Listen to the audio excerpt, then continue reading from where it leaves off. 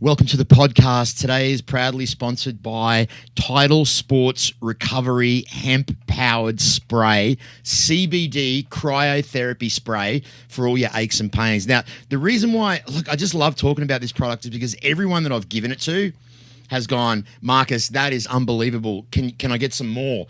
Yes, you can get some more. Titlesport.com. I like to give this to all my guests when they come on the podcast and get a follow-up review. This should save my life, man. You know, after suffering that broken neck, as I always talk about in this podcast, I've tried Icy Hot, I've tried Bengay, I've tried Tiger Balm, all those kind of sports sprays, useless. None of it works. None of it works. I've tried it all. The only thing that's ever worked for me is this. So go and check them out, titlesport.com. Let them know that Marcus sent you for all your cryotherapy recovery needs. Now, you know what cryotherapy is, right? If you don't know, Google it, man. It'll save your life. How can we forget the Aussie Project, Australia's tastiest meat pies? It's a taste of Australia. They don't have good food over here in the United States, especially pies.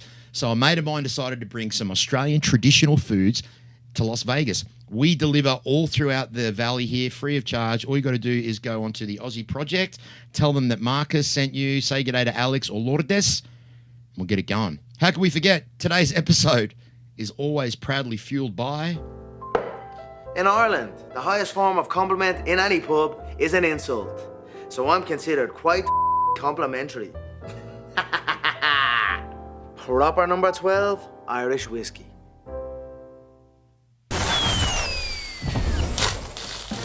The Marcus Deegan Show. What's the story, guys? Welcome to the podcast. Marcus Deegan shooting all the way from Las Vegas, Sin City. If you're new to the channel, make sure you like, subscribe, hit that notification button. Tell everybody about the podcast, sports and entertainment. We talk to killers. We talk to porn stars. We talk to strippers. We talk to people that chase Bigfoot and ghosts. We do all kinds of stuff on this podcast. We don't hold back on anything. Thanks for joining us again. You know, I was kind of thinking earlier on today, today's kind of a bit of a significant podcast for me because today is the first podcast that I've done outside of the pandemic. So we started this podcast during the pandemic in April last year. Today's really the first one where it's kind of all gone. It's funny, I went down to the Las Vegas Strip yesterday and it was literally like Corona didn't even happen. Fucking click and it's gone. No masks, everyone running around having a good time, dancing, drinking. So guys, Las Vegas, it's hot as hell. You're thinking, why has he got the sleeveless top on today? Well, because it's hot here in Vegas. And people don't understand what Las Vegas heat is until you come here. If you're from anywhere else in the world and you've never been here, when they talk about that Las Vegas weather, come and experience it, man. Everything's opened up. Good to see you guys. Thanks for joining us again. I've got another great podcast. Got another UFC bantamweight legend in the building today. I mean, like this, when it comes to killers, you don't get much more of a killer than this guy. I mean, this guy's been through everything. Gun battles, firefights, ruptured eardrums, being in Afghanistan, debut performance in the UFC, and he's in the podcast here today. Who else? No one else, mate. Mr. Cameron Ellis, welcome to the show. Hey, man, that was awesome. Yeah. How are you, brother? Yeah, I'm very good. Talking about that heat, how long have you been in Vegas now? So, I come in January 1st, and it wasn't obviously that hot. Since being back, I've been here about 4 weeks, 3 weeks. How are you handling it? I love it. Really? Yeah, I love it. I think, obviously, going back to 2008, obviously, when I went to Afghan, it was hotter than here. Right. So, sometimes it's 50 Celsius, which is 115 yeah, to 120. Yeah. So, yeah, I done that, obviously, for 6 months, so you acclimatise to that. And then after that, I then went down to Brazil, and I lived in Brazil for 3 monps there. That was different as a wet humid, heat, right? Very humid. Yeah, yeah. I was up the north part as well, by the Amazon. Yeah. So I dealt with that heat. I just love the heat, and I think coming from England, we chase the heat. So the British people chase the heat, right? Yeah, 100%. Because the weather's shit over there, isn't it? To be honest. Yeah, I mean, I'm quite lucky to where I'm from in the UK, being on the southeast. We get the best part of the weather, right? And last few summers, for as long as I can remember, we're hitting 90s.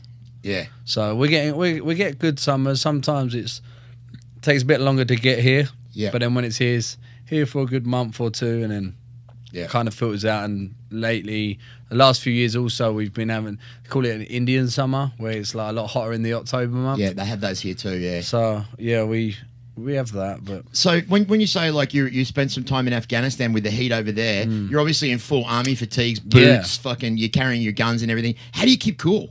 yeah. Obviously, there's no air conditioning in the tent, right? No, it's a nightmare. Is there a fan at least? No. So what do you do? Just wet a towel and put it around your neck? Yeah, well, when we was on camp in the safe zone, then yeah, there'd be aircon in tents and that. It'd have to be. But then when you're obviously out on the ground, it's not. It's just you trying to get shade. Yeah. So even behind a rock or something like that. Yeah, like, and there's quite a big difference in the shade to direct sunlight. But you just climatise. And one thing my body's always done really well is climatise very well. So, like, I prefer to run in the heat of the day here. Wow, that's amazing. Like, I run the mountains on Saturdays, and I like to be out at 12 o'clock, 5 miles up the mountain, no top on. People look at me. So, funny story actually. The other week I went to the mountain, and I obviously knew, so I was like, I just jump on a fucking track, and I see these runners, and I'm like, I'll just fucking jump on their track, and I see these red flags, and I thought I'd just run that route, and wherever they finish, I finish. So I started, and then I realised these flags were going on for some time, and I realised they all had like camel packs on. I had no water because I just done my litre of water before, like, well, a few litres. So I'm like, I don't need to run with anything apart from my headphones. Phone zipped up on the back, I'm gone. No glasses, nothing. And then the longer I got into the run, I was like, fuck it. I don't know how long this is going. It's going round and round these mountains, and I'm like flying past these people that are running. And I was like, do you know what? Saint's telling me, just fucking head back. Cause Turn around. I done like 2.5 mile out. Yeah. So I thought, I run back. So I ran back. So I like done around 5 mile. And I get back and I thought, I'll go over to the tent. I see a tent. And I said to the guy, I said, brother, I just jumped on this. Like, how far is this then? And he went, it's 100 mile.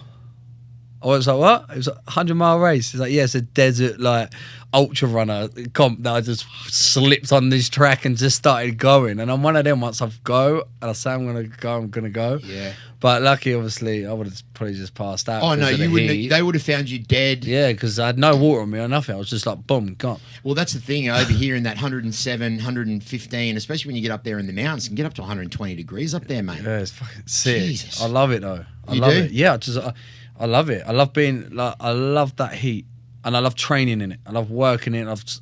I sweat loads. You're less likely to get injured. Yeah, because you warmed up quicker, Yeah, right? your body's going.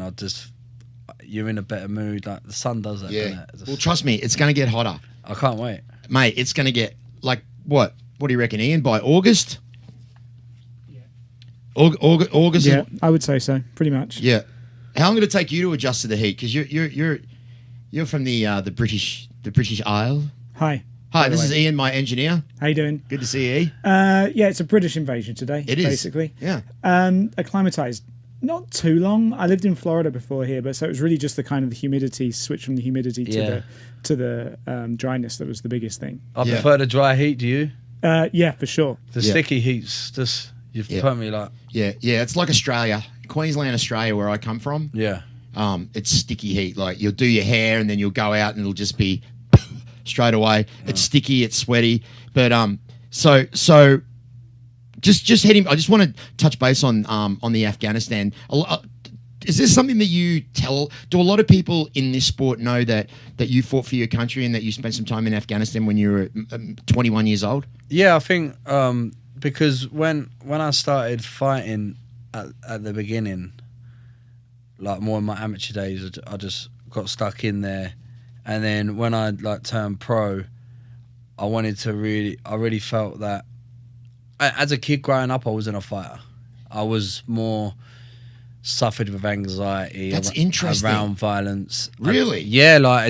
I was mouthy as fuck. I'd run my mouth and make the biggest man shit himself, but in the back of my mind I'm like, fuck, if he calls me out, I'm fucked. Yeah. I'm gonna get my big sister and she's gonna come in, and because my sister's crazy and my brother was even more crazy, right? And I have a little sister. She was just too young at the time, so I couldn't really call on her for backup, but I used to have a brother and a sister with big personalities and who liked violence, right? Who were tough fighters, like around my area. Your sister? Yeah, my sister's a pit bull, man. I love that. I love that. And if she was sitting and out, like, she's pretty much identical to me. She's She's tiny though, but she was a straight fuck. Yeah. Like growing up, like just Yeah. nightmare. And my brother as well, he was always fighting, but to the point of fighting where it was sickening to watch him fight. Like we don't fight like a couple of punches. It was head stomping, like full headbutts, bite the nose. Yeah, bite the nose, bite what you can, and till someone would pull my brother off. It was like when my brother went, he went. Yeah. So I used to kind of they always done that, like was around me. But Do you reckon that traumatized you a little bit to where when you said you were anxious when you saw violence? Yeah, I'd be more that. Like I think when you were a kid and the thought of being headbutted. Yeah, it's scary, right? Fuck, bro. Yeah. You're like, no, I don't want to get hit. Yeah. And my brother's known for his headbutts. Like, he's a clean guys out, and it just showed no remorse. Like he literally had no switched where it would be Like you felt sorry for him or anything? no. He just wanted to literally. He would have killed many men if it weren't for people there pulling him off. And he never joined the army? Nah. So basically, like growing up, I didn't like to fight. Plus, when I got home, it used to be quite hostile at times. You? With a stepdad. Yeah, like my stepdad, like my dad. Again, as I've grown older now, I've realised why he was the way he was at times. And now I accept it. Whereas I went through a stage in my life where I'm really hating him. Yep. And hating my mum. Yep, brother, I've lived your story right now. Not Afghanistan, but exactly what you're saying right now with your stepdad and fucking hating your mum because she took his side. Yeah, and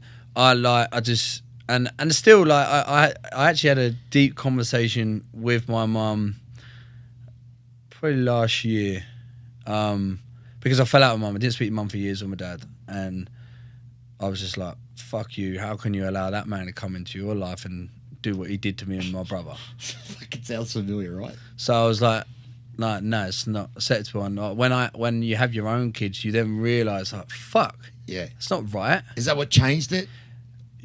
Changed, or did it make it more? It made me angry. More angrier? Yeah, like at the time. Right. But like I went through a lot of time of just like hating and that, and then I kind of like went for a breakdown in 2018 and just like fucking basically hit rock bottom, like fully hit rock bottom. And money, mentally, everything, substances. Yeah, never substances. I've never touched drugs. The only time I've fucking touched drugs really, I smoked with Snoop Dogg. But you can't fucking pass up on that, can you? Were you fucked after you smoked with Snoop Dogg? Were you really stoned? Yeah, we'll get to that because that's a fucking story. Yes. Yeah. But yeah, I've never, like, growing up as a kid, I'd never touched cocaine, never touched pills. Good. Like, never done any of that. But I like to have a drink. Yeah. Like any normal kid. But I was lucky also because my friends at school were loved playing like soccer, football. A lot. I really enjoyed being around them. And for me, as a kid, like my two best friends, Ollie and Kieran, so they were two of my best friends. I got another best friend who was similar to me. He had a fucking not the great upbringing. His mum and dad was separated, but his mum pretty much spent the whole time in the pub. And I was with him the whole time. So we had both, like, we bounced off each other, but we both had these two other good friends who had the perfect family. Like the mum and dad, great. So, and Does your head in, right? Yeah, well, it didn't do my head in. Did it make you want to go and stay over there? I just lived there pretty much. Yeah, and that's right. And it was so good. It got to the point with one of my friends, Kieran, I would literally just, even when he wasn't there, I'd go around and stay there or have dinner with their mum and that. And they become like a real... They showed me what it is like. So that must have made it harder to go home. It did, but I always knew that it would, to be honest, like, as much as I know my mum wouldn't like to hear it as much because no one wants to hear it, but it never felt like a home. It felt like I'll go get my head down there and then quickly get out. And I was one of those kids always out building bases, doing crazy shit, and just like being around my friends' houses and just being a part of them and seeing how they are. And I always say to this day, I'm so thankful to my friend Kieran, his mum, Denise, and his dad, Nathan. They had such a big impact on me.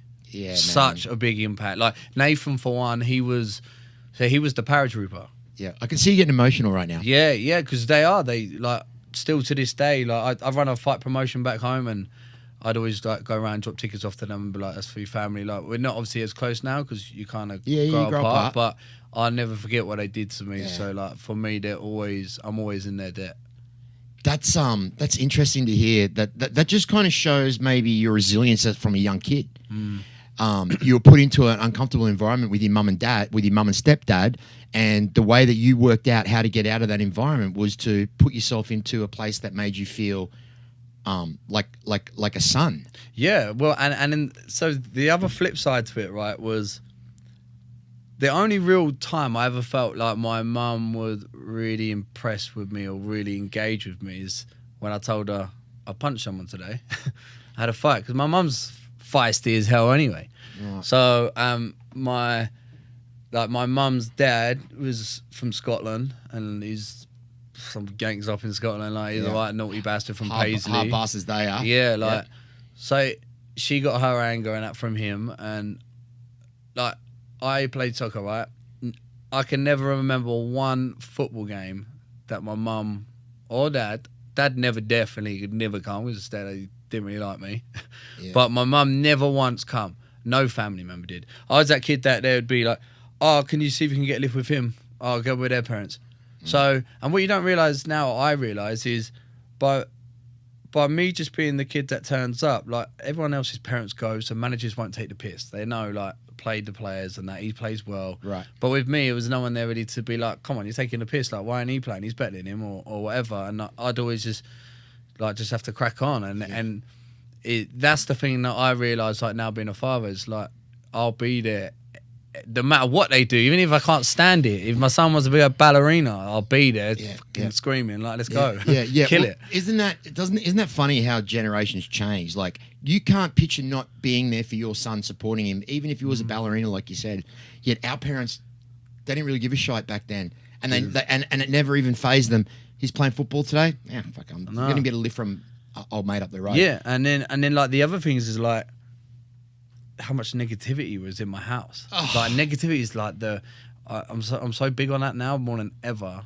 And like we get to it when obviously I talk about the breakdown I had, but it's like it was always everyone else in my house. It was always, "Oh, look at them mugs, look at them tramps." Like that was always coming from above me. "Oh, look at them, they're the bad guys. Oh, they're the tramps, they're this and that." That gets instilled into your brain, right? Yeah, but I was always like, well, at the time, you're kind of oblivious to it. Just like you say, you're naive, and then as you grow older, and like say, I had best friends to be around. I'm like, no, they're really good people, and that. Yeah. And the only time I am grateful for the rough upbringing I had, and this is what flipped the switch for me. When I went first into the military, I got carted off up north to Harrogate, and I was 16 because I went in straight from school. Straight from school. Oh, you joined 16. The army at 16 years old. Yeah. So technically, you're not allowed to join the army at that age without a consent from form your parents. From your parents. What did they do? Fucking sign it? Fucking sign it. Get out. Let me sign it twice just in case. Yeah, get on your way. Wow, man. So I went away, and that was the first time where I kind of felt like anxious and like thinking back. And this is something that my grandma, my nan, it's always stuck with me. She always says, no matter what, son, like the first week or 2 weeks, it's gonna be hard. Yeah. But stick it out because you need to get used to different surroundings. She was when right. You're not coming home. You have to stick it out. And then in 2 weeks, she said, especially you, Cam, you're a very likable guy. You're very outgoing. You're very caring. You help anyone. Like you're gonna make friends and you're gonna be fine. And she always said to me, stick it out. And obviously, I went in, and it was like the difference is like most of the army lads that were with me in my platoon, they were all like from half an hour down the road. I was like a 9-hour train journey. Right. So they felt like they were just home anyway. Yeah, they're kind of like they know that they could on a weekend go downtown and see their mum. Right. See their family, their friends. I couldn't do that, and I went in there, and obviously straight away I was in a room with a Scouser, a Brommy, a couple of Scots, Paddy Pimblett was in there, was he? I know. We'll get there, man. Yeah, just complete mix, and all lads in the army, and being 16 again, be naive. You got to be fucking tough. You got to be hard. You can't break. And I ended up getting into a fight within about. I was there for about 4 weeks before the 6-week pass out, and we had a guy in our platoon who was ranked 3rd in the world heavyweight boxer. His name was Loveday, and the guy was a beast. So we knew he was like the hardest fucker. And we was 8 platoon, and you had 7 platoon underneath us who fought there with the bollocks. And it was kind of like waiting for fights to kick off between the platoons to like say we're the fucking hardest platoon. So we're like coming together, and in between lessons once, me and one other friend, we were getting a drink at the vending, and next minute we realised we were surrounded by about fucking 10 of these platoons. From the 7th platoon. Yeah, and we're like, okay, it's on. And my mate at the time, he was littler than me, but he was a fucking stocky lad. He was a rugby player. Just fucking switched and just started spinning heads, started knocking them all out. And I was like, oh shit, I guess I got to fight. And again, I wasn't really much of a fighter. I was more like held back, bit reserved. But as soon as I see my pal fighting, I was like, boom, jumped in there. And we end up eyeing this guy out pretty bad. And then we went to lunch that day, and we talked about like we're like the heroes now of our platoon. Like, oh yeah, right. Look at us, we're the fucking top dogs. But I'm also one of them. Shit, have I got a target on my back? Is someone gonna think, oh, I need to take Cam out because he's top dog now? So fast forward that, we sat down and had dinner with Loveday, the boxer, and he was like, hang on a minute. Because he is the top lad. Like, you won't fuck with him. He's a boxer and he's heavyweight. And he's like, I'm not having this. He said, come on, let's go. So he went back up into our platoon. As we walked up, we see the lad that gave it to us originally that we bashed up. He was like a bit swollen out. And my mate went, Loveday went here, take him berry. I give him his berry. I went, oh, come here, lad. What? And still to this day, I've never seen a fucking punch take apart a man's soul and face. Really? Oh, it was so bad. Like, I just see 2 teeth fly out. Him hit the deck, and he's like trying to talk, and like you could see the jaw there separated. It was bad, and I was like, fuck. And then he went off in there. We ran upstairs, and then next you know, they're like, did you else? And this other lad, they're like, you two had a fight at lunch, so you need to go to see the CO.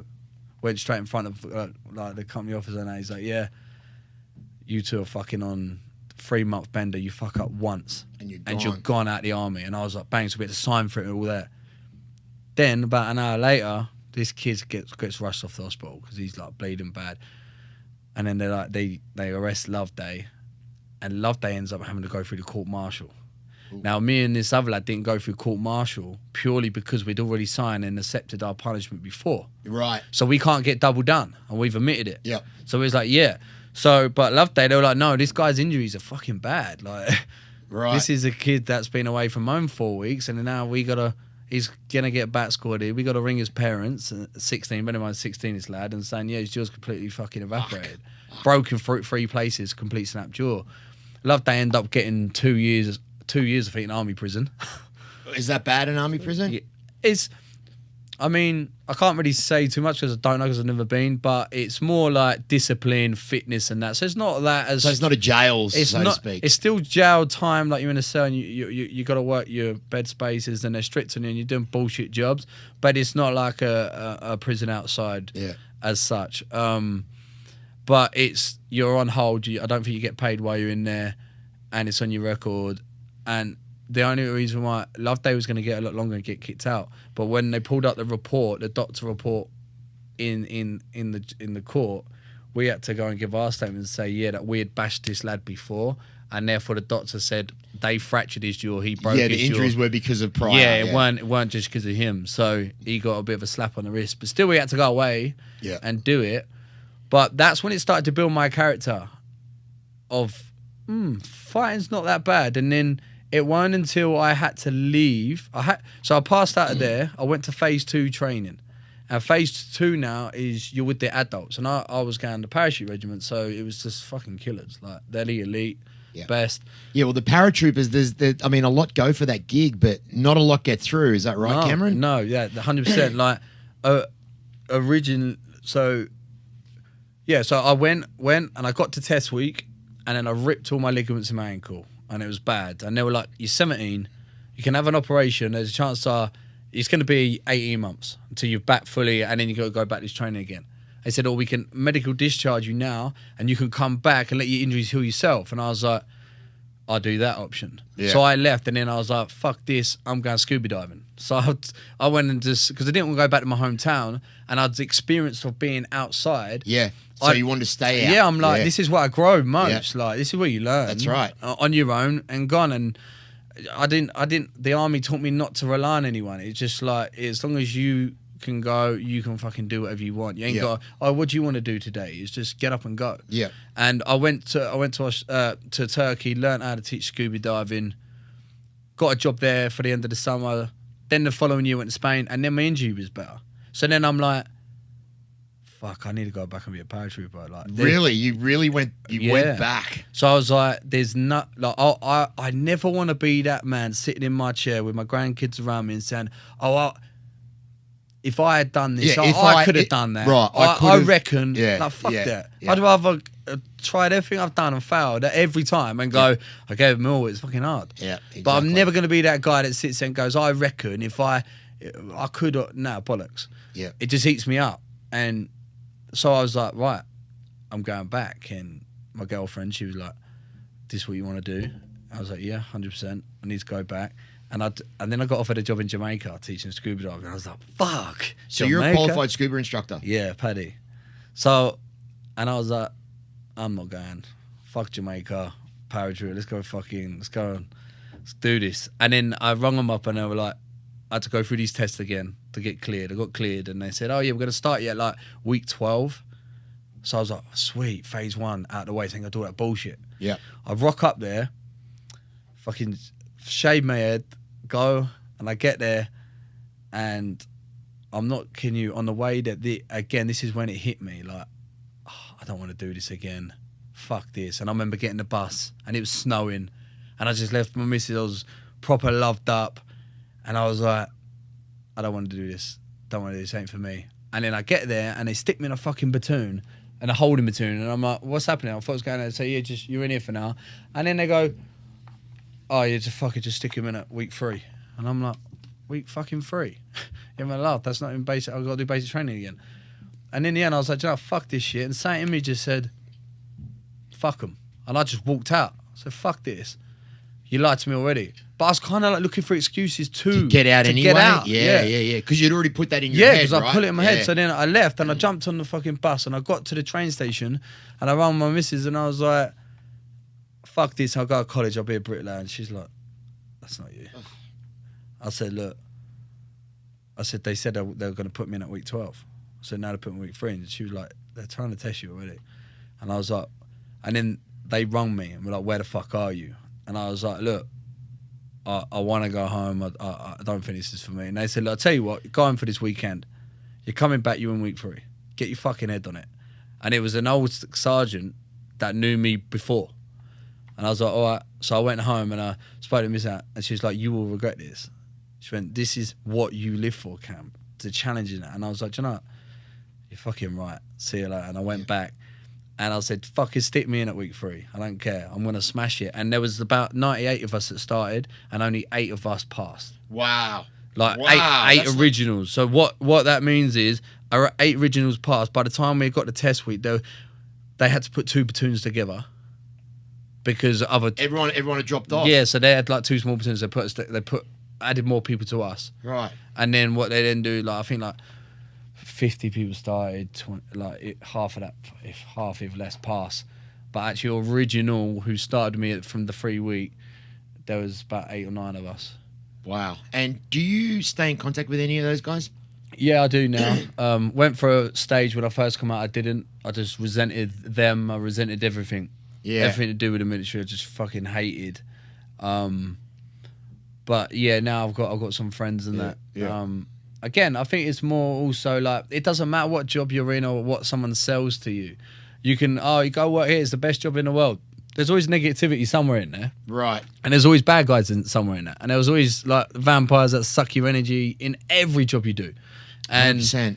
when you understand the negativity and the vibe and the positive people, and you can start to like separate yourself and understand, realize, well, I'm not going to give them too much time. Yeah. Then we really start to grow as a person. And I think until you work that out, it doesn't matter what job you're in, you can always, it's easy to switch you to a negative way of life. Yeah. I read this statement about you, and tell me if this is true or not. You were asked by the interviewer, why did you join the army so young? And you said, because I wanted to feel what it would feel like to kill people. Yeah. Bad guys. Is that a true statement? Yeah. Can you talk about that? Yeah, it's fine. I love it. Like, so you wanted to experience that? Yeah, like I did. Like I generally like. Did you experience it? Like, no. I'd say I wanted to go. I wanted to, like, it sounds fucked up, but I wanted to take men's lives. I wanted to take the bad guys' lives, and I think also because as a kid I used to hold a lot of anger in. So that's what I was. That was where I was leading. Do you think that all stems back to fucking living at your mum and stepdad's? Yeah. Is that some kind of manifestation there? Maybe, and also I think like I always knew how fucking great I am. Right. And no one ever fucking see it. No one give me the time of day. No one believed in anything I did. Don't matter what I did, put my hand to. Never. Ever. Why do you think that was, bro? Because I think I was just a fucking number. That's what I used to think. I was in my family. I was just a number.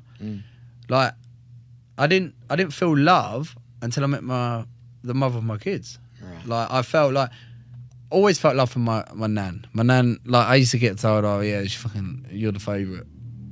I was deaf. Like, I used to suffer with hearing anyway. So my dad used to take the piss out of how I used to talk, say it sound like Pengu. Funny now, but as a kid it was fucking quite gutting. But yeah, it was weird. My dad would try and get me and my brother to fight each other, turn us against each other. I remember fighting my brother in front of my dad's friends.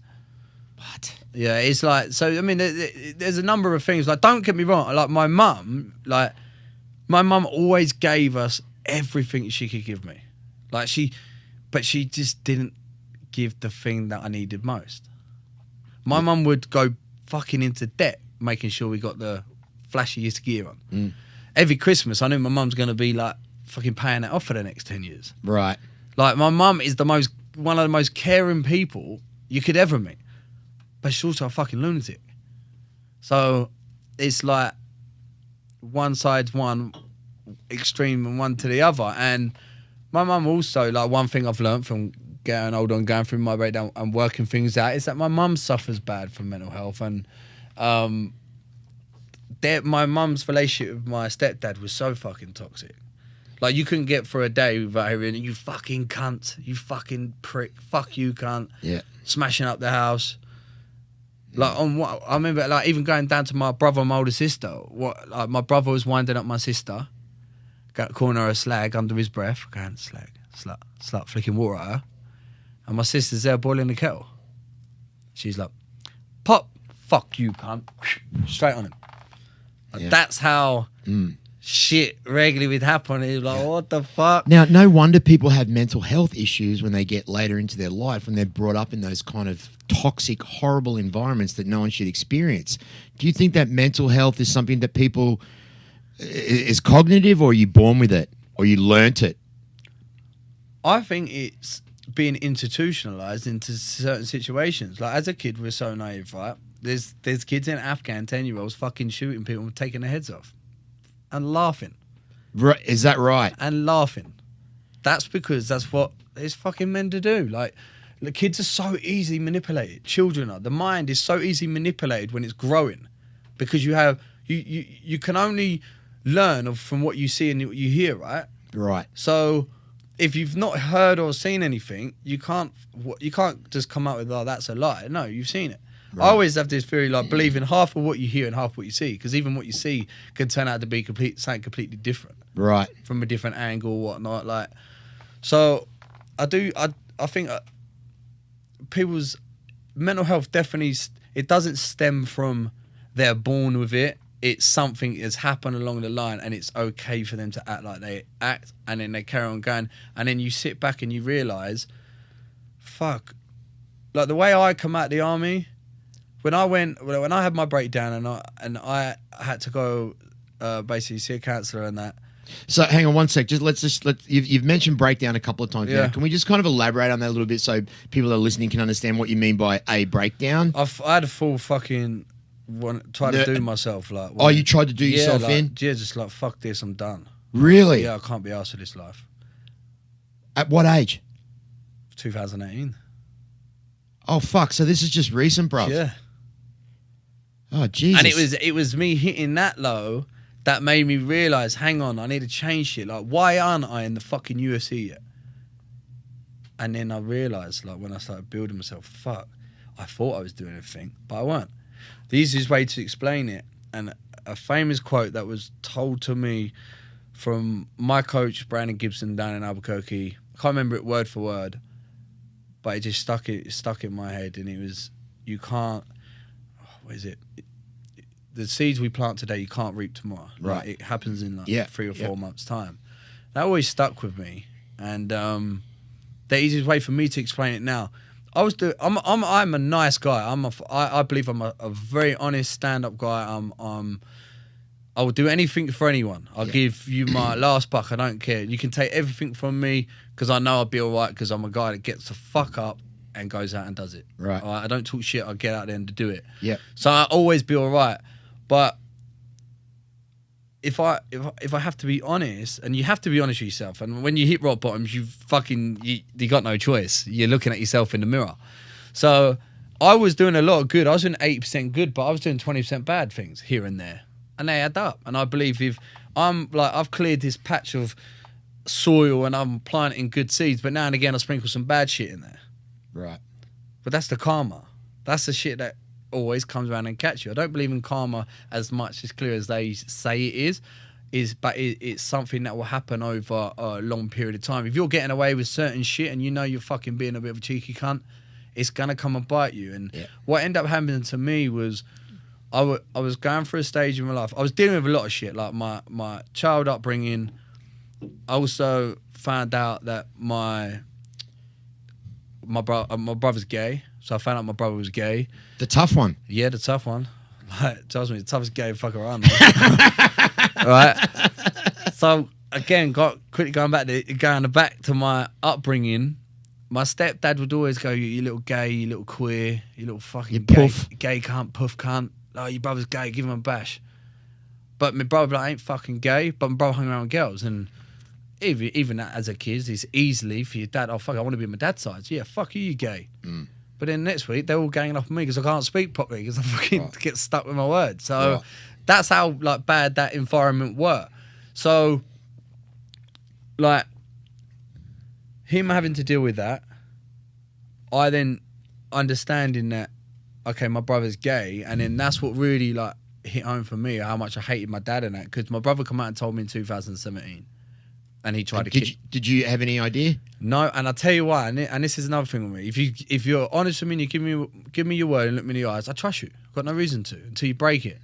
And all my friends, closest friends, they knew my brother was gay. Everyone knew he was gay. Everyone used to tell me, bro, your brother's gay. I'm like, he fucking ain't, mate, because he'll tell me. Because I don't give a fuck. Like, just don't suck a dick in front of me and we're good. Right?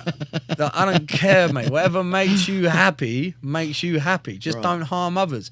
So when he told me, it was 2017, I remember it being New Year's Eve, and he texted me and he's like, I need to talk to you. I'm like, what the fuck is it? You gay? And then my phone buzzed went, yeah. And I was like, what the fuck? I was like, oh shit. And I looked round and my missus and my best mate Ben, the kid that I said who also had a shit upbringing, like he was there, and I went, but we need to go shop. And he was like, why? I was like, just need to go shop, get some beer or something. And he was like, you got to be in the fridge. I was like, what fucking hell? Man needs an excuse to go shop. Let me go shop. Yeah. Ben, you're coming. I get in the car, I sit down, I went, bruv, guess what? He went, I went, my brother's gay. And he went, yeah. Why the fuck are we going to shop? So it wasn't a shock to them. Yeah. And I went, bruv, you're not hearing me. I said, my brother's gay. Yeah. And he went, yeah, we fucking know. Everyone knows. Why are we going to the shop? I'm like, what the fuck? And then it clicks in. And I was like, yeah, but it's because I genuinely believed that he was not gay. Because he told me. Yeah, he said so he I've wasn't. always vouched for him. I said, nah. Like, and plus, I'd been on holiday with him, and I'd seen him fucking work some bitches. So yeah. I was like, But it was all a cover up, and the thing that upset me most was that You wish that he had come out just and fucking told you. Yeah. Tell me, you fucking idiot. Yeah. I don't care. Like it does. I think also because I was a fighter, maybe he thought as we grew older. You wanted to protect him a little bit, maybe? Yeah, or like I wouldn't like it because the fight world. Okay, yeah, I get it. Yeah. There's no gays. Yeah. At the minute, come out. Yeah. But maybe that as well. And come out. Except Joshua Fabia, right? oh fucking what a noise. But so I think like with him, it was. I don't really know. Also, maybe because he suffered so much abuse as a kid, and this is where I feel so bad because he was my big brother that looked out for me always. But I also was a part of the problem. My older sister was, my younger sister was, my dad was, everyone at school was like gave him so much abuse, and that's probably why he was so fucking violent. That's right. People used to tell me at school, "Buzz, go fucking say it to him." Yeah. Because you won't. Yeah. Because he'd fucking kill him. Like, and he'd bash everyone up. So it upset me. And then when I found out he was going to kill himself and that pained me because I almost lost my brother because of my stepdad and my mum. Yeah. And I blamed them. And I was like, you know what, bro? I had to reply back to him and said, all right, that's good, bro. I said, as long as you're happy, I don't give a fuck. I support you. Just don't suck dick in front of me. Yeah. Yeah. That's no, it. I wouldn't want to. I don't think I'd want to see not that really either. my thing. No, not my thing. But I said that to him. I said, by the way, I'm flying out to you as soon as Chris went away. Next week, I'll fly out to you. And I made it my goal to just fly out to LA because he lives in LA. Oh, he lives there now? Yeah, he's a singer-songwriter, smashing it. But I wanted to just make out, like, I'm here for you, bro. Yeah. And I don't give a fuck what environment you're in. Yeah. Like, you're my brother, and if someone's talk shit, I chin them on the spot. Yeah. Fair play. Fuck, bro, did I get a shock, though? Because it went from me seeing my tough brother to all of a sudden, like, seeing... Now Now I see the gayness. No. That was my next question. Did the gayness come out? Bruv, I'm now like this on my phone, on his Instagram. I'm like, you gay motherfucker. You are gay. You are gay. And then, this is right, I get out to LA and I meet him and give him a big hug and that. And I said, what are we doing? And he's like, I'm performing tonight. He fucking stitched me up here, didn't he? Like, he likes a bit of banter, brother, but this ain't banter. No, this is fucking where he's banter. It's funny as fuck because I do shit like this. But I meet up with him and he's like, yes, we've got to go down to, One Oak in LA? Right. So he's performing there. And I'm like, sick, this club's gangster. So we went down there and he does this sound test and all that. And I'm like, yeah, fuck. Because I love his music. It's proper dope. And he's very deep. He's very deep as well. So he can really produce his writing. And anyway, I said, what are we doing before? He said, we're going to my friend's. It's his birthday party. And I was like, all right. What are we doing there? He said, we go there first, have a couple of drinks, and then we're going to come watch us perform. I was like, all right, we'll go to a birthday party. He went, yeah, he's gay. I was like, all right, yeah, no doubt, he's gay. Here we go. But he took me to his party, and there weren't one female there. It was like 60 straight gay-ass blokes, like all gay as fuck. And they're like, oh, my God, Cameron, look at you. And they're all like trying to hit on me. And then my brother just fucks off and leaves me because he's saying hello to whoever. And then they're all like, they're funny. Yeah. Like, I've got no problem with gays. I think they're fucking hilarious. And I think every man should have a fucking gay best friend because I just think there's. I have a couple. Yeah, I think they're quality. Yeah. And I'd rather could banter with them, and then I'm like, oh yeah, what are you boys doing tonight? I said, we're coming to watch your brother perform. I said, oh yeah, that should be good. I said, yeah, it's a fucking drag night. I was going to say, I didn't want to be respectful by saying he's not a fucking drag queen, is he? No, right, so he's not a drag queen, but it was like a drag night at One Oak where it's just basically like he was doing something for the gay community, and he was obviously a big fucking thing. So now I'm there and I walk in this club. I just expect it's not that I want don't care, but I just want to be a bit around normality. And I'm walking in and I'm getting groped, I'm getting grabbed, and I'm like, oh fuck it, just go with it. Yeah. So now I'm having a few drinks and that, and I'm at the table, like, I've got a VIP table with a fucking bunch of 20 gay blokes as well. You're like, Yeah, so I'm just like having a laugh, and I never get it. There's this little dude, he had me in stitches all night, and he's like, Cameron, can you put me on his shoulders? I was like, yeah, no problem. And I picked him up, but he's so light, and I've got to throw him on my shoulders, but I've thrown him straight over. And I'm on the stage on this table, so he's fucking gone off my shoulders and straight down onto the fucking floor. So the gayness comes out of you a little, even though when you, like, once again, you become a product of your environment. Yeah. You felt comfortable. being around those dudes and putting someone on your shoulder. Yeah, I don't care because I know who I am. Right. So it does not matter to me. If people say, "Oh, you was at dinner with fucking 10 gay blokes," Yeah. fucking more real than you. Yeah. Like it doesn't mean I'm gay. Yeah. Like Yeah. What did your gay friend say I was? Did he say I was 60%? 60%. It's like, fuck off. I'll go 10, but I won't go 60. Yeah, fucking hell. Do you know what that is though? That's them because they all think they're getting changed. Oh, no, they do. And that's the thing. Most gay guys, they fall in love with... I know. They're going to steal me from Jenny over there. Oh, no. He was going hard yesterday. Oh, that's right. It's Gay Pride Week. That's what? Oh, it is Gay Pride Week. Yeah. So... Yeah. See, when I see that... Gay Pride Month. When I see that, I thought pride. Yeah. Meaning the fight. Yeah. So I was like, yeah, I'm down. Did you fight in that organisation? Nah. Oh, fuck, I'm not that old. Cage Warriors, right? I've done Cage Warriors, Bama. I've done all the biggest shows in Europe. Yep. Last biggest show I did was Brave. Done Bellator. And now I always knew I was going one way. Was that your goal to be in the UFC? Was that your mindset from when you first started fighting? So I come out of the army. And well, I was on the verge of coming out of the army. I was fucking going off the rails. My best friend was like, look, you've been arrested now 4 weekends on the trot for fighting. Even though I wasn't starting to fight, because I'll make it known now, I won't start a fight. But give me an opportunity to see a bully or see someone trying to be a bully, and I'm putting one on his jaw. Like, bang. Because I used to get bullied. I used to feel, I know what it's like to feel anxiety of the feeling of someone wanting to fucking hit you. And you're too scared to fight back. Yeah, bro. And that, it gives me goosebumps now. Like I can't stand it. Yeah. So what I used to do is I got to a point quickly going back to the army, right? Because I wanted to just, it's a really decisive moment where I really realised, hang on a minute, I can just punch some cunt and that's it, done. And this is where I am thankful for my upbringing. Because I was in the army, just going back to the second time when I went back into the army, I now joined into a men's platoon, and there was a guy there called fucking Stemphill, fucking tattoo on his chest says pain is weakness leaving the body. I'm like, fucking this dude's scary, and he's fucking like meathead telling like, oh yeah, I fucking broke this knuckles. So I'm a bit like, fuck, no one wants to fuck with you. And like you could tell like the corporals and that hated him because they're like, you fucking little shit cunt, like people should just give you a whack.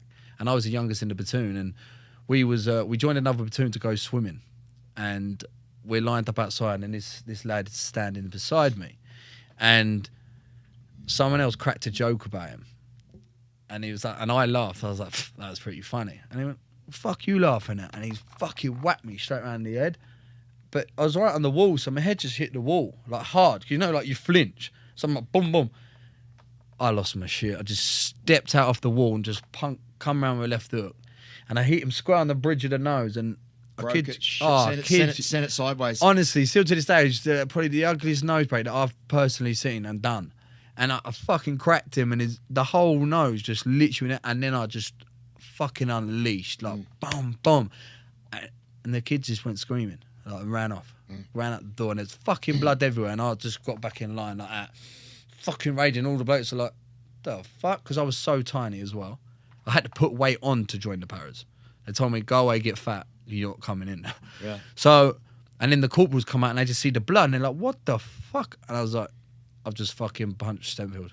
And they're like, and they looked at me like, say, else? What? Because they all thought he was a hard bastard as well. And they're like, and if anyone, it ain't going to be fucking else. Right. It's tiny. Anyone else except else? Yeah. And I was like, no, there's no one else. So I was like, yeah. And they said, what the fuck happened? Get in here. And I said, yeah. I said, someone cracked the joke, so he smacked my head, and I just fucking cracked him. Yeah. And they went, fucking good on you. Go get me that cunt now. They bring him back because he's all fucked up. And they're like, get up to the med centre. Fucking door hit you in the face, you little cunt. Fucking well done else. That was it. I was a legend. Yeah. It was like, and in my head, and was that a changing moment? That was, because I said to myself, there's a fucking bully there. All I've got to do is fucking crack him. And that's when I started to realise, hang on, I've got dynamite in these fucking hands. And then that was it. And that's what, but it also I started to look like I'd become what I hated.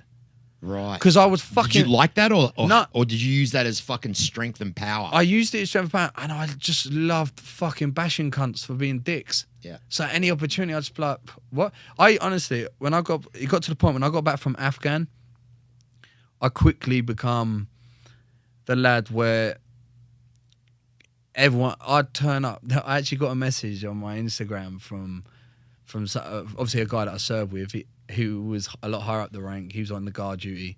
And he messaged me and said, "You're a mad cunt." He said, "I'll never forget that when you come in at 3 o'clock in the morning, covered in blood head to toe. And you just fucking like wrapped up 2 geezers, bashed them up, and Just went light on your bunk, went to bed. And then when he said, "I'll never forget it. I knew you was gonna be a fucking tough cunt." Yeah. But yeah, so when I got back from Afghan and obviously just been a war, been with your brothers, we put our lives on the line for this fucking country, and then I'm in a bar and then you got some dick being chopsy and rude to my friends. I'd literally go to the toilet and I'd walk back and I'd be like, "Are you fucking being rude to my pal?" Yeah. And they'd be like, "Who the fuck are you, you little cunt?" I'd be like, "Me."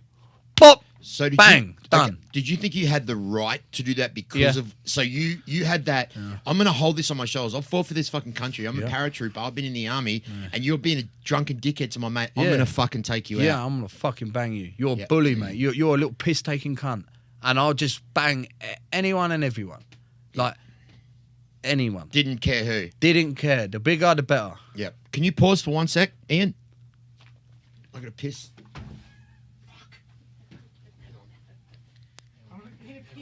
I'm going to keep it running. I don't know, but this will be good for the edit. But so if CJ, who's editing this thing, you're more than welcome just to leave this in because I think it's pretty funny. You know, we'll just wait while he is so scared right now that he is literally pissing himself right now. Just thought I'd let you know that yeah, he's quite scared because I think what it was is that you said you would punch anyone at any time for anything. Yeah. And I think he got a bit concerned. Yeah. It's He touched my foot. did he? Is that? Hey, I'm just saying. That's cause. Wait, I think it might be 70%. He might be 70%. Yeah. That's just cause right there. Yeah. Just saying. Well, he's on his way back now, so we'll see. Did you pee yourself? No, why? I just washed my hands. We're not going to tell you about this edit now, but you'll see. Yeah. Okay. We'll Yeah. see what happens afterwards, right? Yeah. All right. We'll see what CJ does with this edit. But we've got a theory. Are we We've got just a- gonna keep it in? No, I don't know. We'll see. It's up to the editor. You know, we have a theory, don't we, Cameron? Yeah, we have a theory. Fucking Britain's sticking together. 70%. 60. Anyway, Right. let's go. Yeah, so All right, hold on a second. Hold on. So if we are going to be editing, and again we might not. Yep. Let's just. Who was I on? Let's just go back with. Yeah, it was on you. So come in with a question. Okay. All right. Yep. But me On punching you. Okay. anyone. So when you said you were bashing everyone, had you worked out elbows then, or was it just fists? Because I've seen your elbows, mate. Jeez, Yeah. they're slashes. Yeah, no, it was just fist and bite. I used to like biting people. Really? I'd do whatever I can to inflict as much fucking damage and make them wake up next morning and go, "That cunt," and look at my face.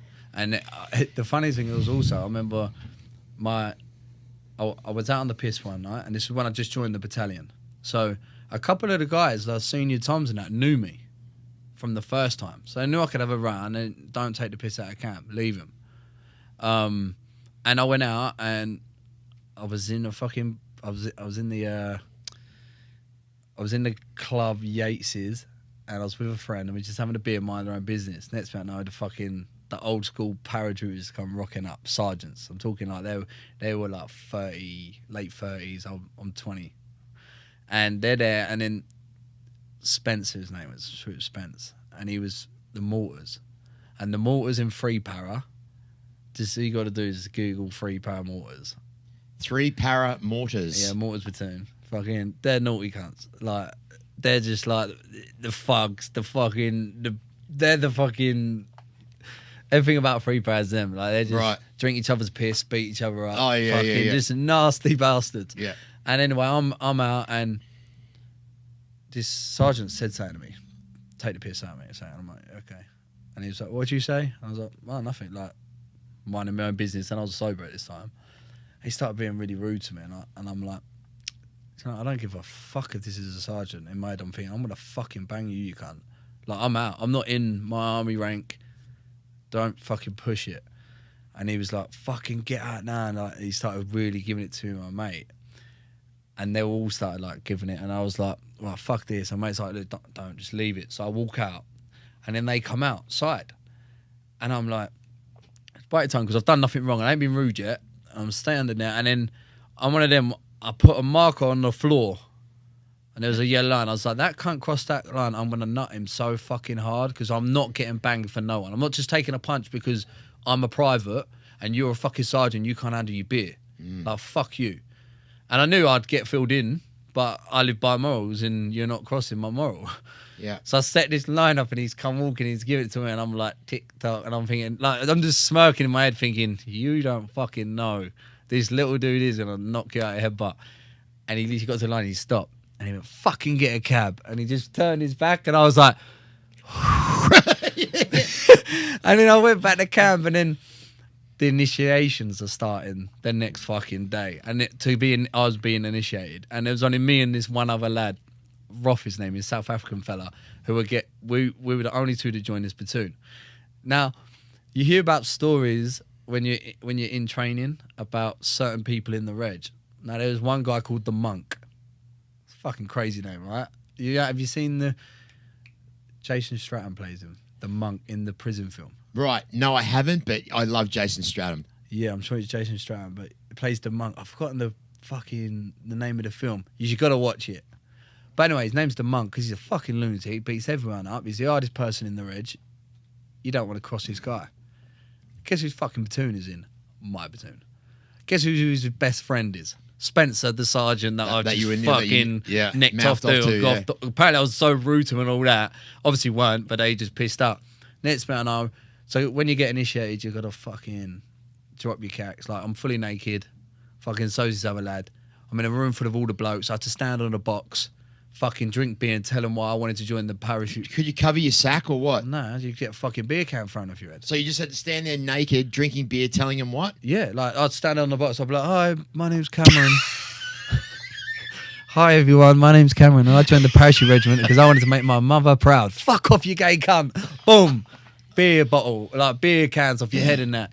You know, thing. And then next minute I know, I see the Monk walk in. Then I see 4 lads from the fucking those same dudes from the night before in the from the nightclub. Yeah, all come in. I'm like, okay, I'm gonna take a kick in here, but fuck it, I'll just take it. Like, I'm not bothered. Like you don't fucking scare me. In my head, I'm just like laughing. Like, pff. So what's the point of the nakedness? Oh, it's just pure vulnerability, and it's just to. Like, it's funny. There's nothing gay about it. Yeah. But it's pretty fucking gay, right? Right? Oh, I wasn't going to say it. I was waiting for you to say it. You know what I mean? Oh. And then we'd have to play, like, games, initiation games. So, bear in mind, like, they'll all be pissing in a cup, passing it round, and then it comes to me and I have to drink it. The whole cup of piss? Yeah, the whole cup of it. If I'm going to be sick, I have to be sick in a helmet. And then that helmet's going to get put back on your fucking head. Going to get put back in your mouth. So these some of the initiations that we do. Is this allowed, or is this tradition? Oh, this is just underlined. I mean, it's different now, like, because we got put in the papers and it got fucking pretty bad. Imagine when I'm senior time when I'm initiating cunts. I got some sick fucking shit. Really? Yeah, it's fucking funny, but. Yeah, so I'm on the box of that, and then one of the funny games. I'll tell you this game, right? It's funny. It's called Flaming Bumhole. Flaming Bumhole. Yeah, so you have to wedge a bit of tissue up your ass, and then have it ripped off so it's hanging out, and then they set it on fire, and then you got to dance and try and pull it out, but you're not allowed to touch it with your hands. And as you imagine, your fucking ass is waving it, so then the flames get fucking higher, and they burn your fucking ass, and it burns your ass because. Paper's wedged in your crack, and then you get blisters on your bum. You can't sit down like. But anyway, yeah. So initiation went on. Then you're having to run around the block naked, fucking dive in all the muddy puddles. Why they're throwing beer cans at you and fucking doing stupid shit. And then you have to play a good drinking game that you play. So a couple of like the new guys who have been initiated because there's only 2 of us, unlucky, you're fucking doing this game with them, the newest bloke. So bearing in mind, we're all fucking sitting there butt naked in a line. How many of you? But there's like 4 of us and 4 there. Because I've got to say, at the start, when you get told you get initiated, every person that's getting initiated has to go to the shop and buy 24 cans of Stella, 24 cans of like a bitter, 24 cans of cider, and then 24 cans of like other shit. So then when it come to this game, I'd have 4 cans, so they're all curdle and that, yeah? So there'd be a line and it'd go, like, play the music and it'd be like, Roxanne. Every time you hear Roxanne, you have to neck. And then the other team is on the red light, they'd go to that. So that gets you drunk anyway. And then you have to line up in a line, and then they're right, race time. So you imagine I'm here, there's another row of guys there, and it'd be like, go. I'd have to neck my 4 cans before the person behind me can start. But you'd be sick, right? So you just throw up on him, and then it fucking starts an effect where everyone's throwing up on each filling other. up helmets. And then at the end of it, the losing team has to fucking drink the fucking helmet between the group of fucking... Of the puke. Yeah, and piss and shit. But it's all character building. I mean, saying this to a load of... saying this to a load of civilians, they look at me and they're like... And I'm like, yeah, I won't tell you the rest. Not yet. Save it for another day. But honestly, it's fucking part of character building and stuff. And we did, yeah. I mean, we've gone off subject, but I've just got so much fucking stories. By the way, that movie with Jason Statham was Mean Machine. There you go, Mean Machine. Watch that film. Mean Machine. Watch Mean Machine. Check that out. Yeah, so getting back to him, the initiation finishes and they're like, get fucking else in here now. And I'm like, all right, here we go. They're going to try and fill me in. Going in like, listen here, you little cunt. You fucking gobbed off to Spence. And this monk dude comes walking out, fucking tattooed up. Like, I'm just like a little... You've probably seen more meat on a fucking butcher's pencil than me. So what were you fucking... I was probably 8 stone piss wet through in dungarees. So let's talk American weight for that. 115 fucking pounds? 125 pounds. 125 pounds, yeah. He's fucking 35er. Yeah. So he's like Francis Ngannou and me. Yeah. Fuck. Just bouncing in, the monk. Jesus. And I was like, oh, fuck it. Here we go. I was like, one thing I'll do, I'm fucking going to show these something. There's going to be character building now. Fuck yeah. And I don't know how I did it. I taught myself out of a kick in. He's like, you're fucking coming with me tomorrow at 11 a.m. You're going into the platoon. I was like, oh, motherfuckers. So you made it. I thought I'd made it, Yeah. right? But they said, nah, you go out tonight, enjoy your night. But tomorrow at 11 a.m. you're coming with me. I'm taking you over to see Spence, the sergeant. Oh, because of the fucking incident. In front of the whole fucking, his whole platoon. Like, you don't disrespect Spence. The whole platoon will kick your head in. So now I'm having to go over at 11. I'm like, okay, that's smart. Let me go out tonight and get drunk. He's not going to weigh me in now because I'm going out. Because it's your night on the town. It's your initiation. So that now you're allowed to go out and get drunk downtown with the boys. So went down, got fucked next day. Monk's door, like fucking 10 a.m. He's like, right, come on, let's fucking go. He went, listen, mate, whatever happens, just keep your mouth shut. So I was like, fine. As long as the broom don't go up my ass, I said, you'll be all right. Yeah. He was like, just fucking take it on the chin, son. I was like, it's fine. He's like, you're really not scaring me. I had a stepdad scarier than you. And I fucking go into the platoon and I'm like, for one thing I'm not doing, I'm not going to sit here and say to you, yeah, I'm sorry for being fucking rude. I'm going to tell you, no, I wasn't. I didn't actually say anything. Like, you were rude. Like, you give it to me and, okay, maybe I did answer back or whatever, but I apologise for my part, but make no mistake, I'm not coming there going, yeah, I was this and like, fuck that. And he took me out there and they're all cleaning their weapons. So it went from like, imagine like a fucking 20-metre hallway, 20-yard hallway. They're all sitting there, all the platoon cleaning their weapons. And you walk in. And I had to walk in. Now it just seemed like it doubled in size and I had to walk down. All the way and down. all going, you fucking chops, you can't. You're going to get banged. Get in the office, and the office at the end, and then I go into the office. And you weren't naked at this time, right? Nah, fully kitted now. Fuck, that would have been bad, wouldn't it? And I go into the room, and he's sitting there, and he went, who the fuck are you? He didn't even remember. Didn't even remember. And I was like, Private Else. He's like, and who the fuck are you? I was like, I've been told to come and see you. He went, why? I said, apparently I was chopping off to you downtown. And he went, was ya? I went, honestly, no. He went, no way, go on, fuck off. That was that easy. I walked out like, Oh, fuck. yeah. And the monk went, oh yeah, fucking go on, don't worry about it, mate. Just keep your head down though. Yeah. He said, I've heard about it, but just keep your fucking head down. You will have zero pressure before any of your UFC bouts due to what the fuck that you've been through previous to this. Like, so let's get to that. Do you feel pressure now that you're in the UFC? Do you feel that after your loss in your debut performance, which was a great fight, by the way? I thought you fucking did extremely well for a week's notice. Does that fuel you? Honestly, before getting to the UFC, there was a lot of pressure. And one thing I learned as the better I got was it doesn't fucking matter how good you are.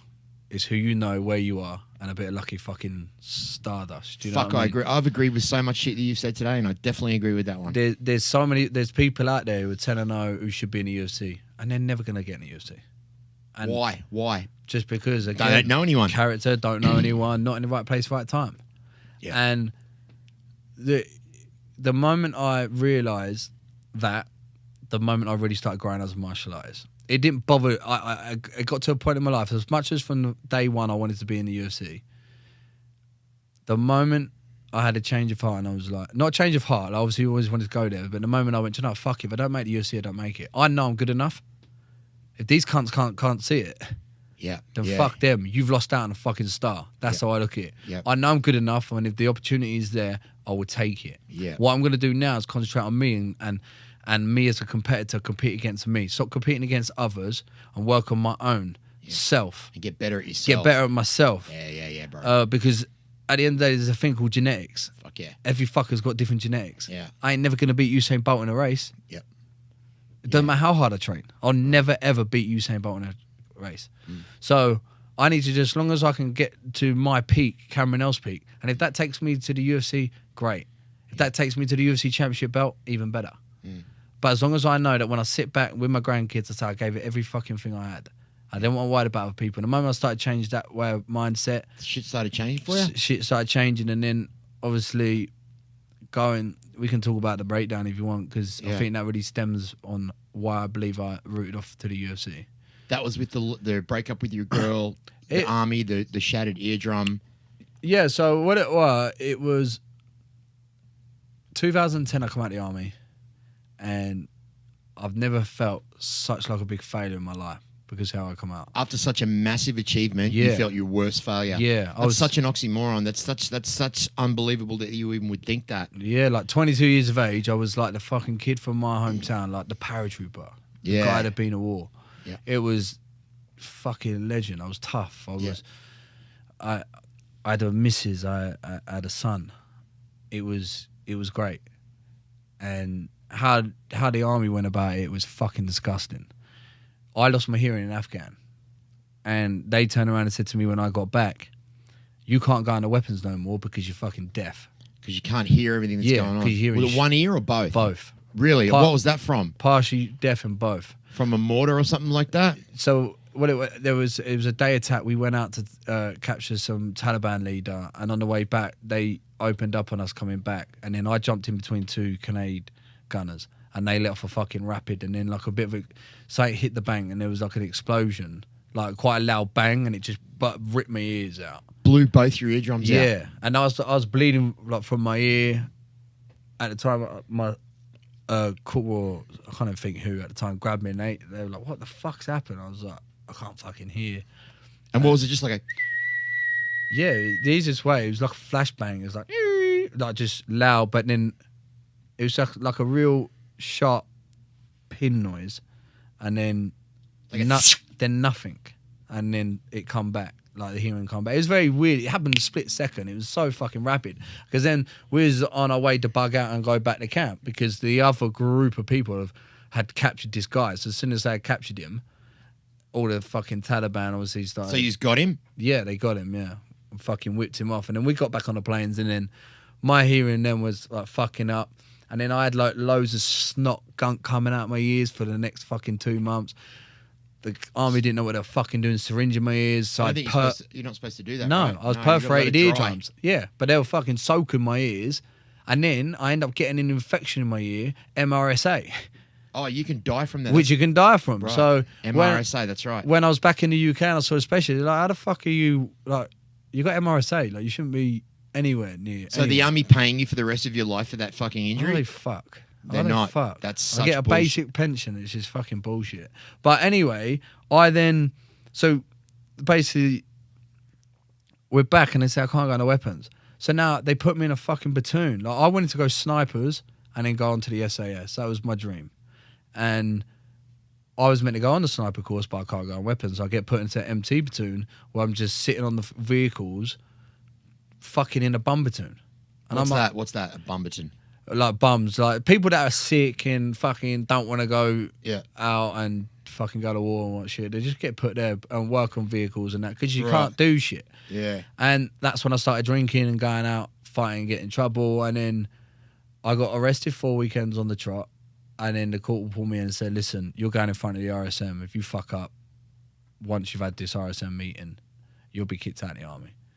Like, you'll be service no longer required. And I was like, fuck. I was like, okay, cool. I said, I'm going to stop drinking because I've started to do martial arts. And I did. For the next 3 months, I was fucking... Like, one thing is my soldiering skills were fucking brilliant. They were? Brilliant, yeah.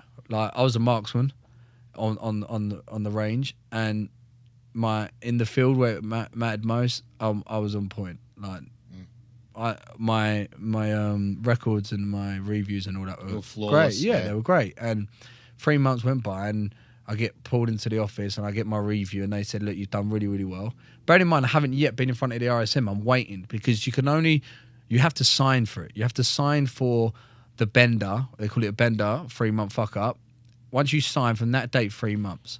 A bender was something different where I come from. I know, same. I just remember them saying it back then. And I was like, when am I getting this interview? They're like, don't fuck up before, Cam, because you're in enough shit. But when you have the interview, that's when it matters. I was like, all right, cool. I had my review. They're like, we want to get you on your Lance Jack course, promote you in August. And I was like, sweet, I'm fucking game. I was like, do that, and then hopefully my hearing will be back, and I can go on a sniper course. So sorry, just to cut you off there for a second. What was the hearing like after the injury? Did it?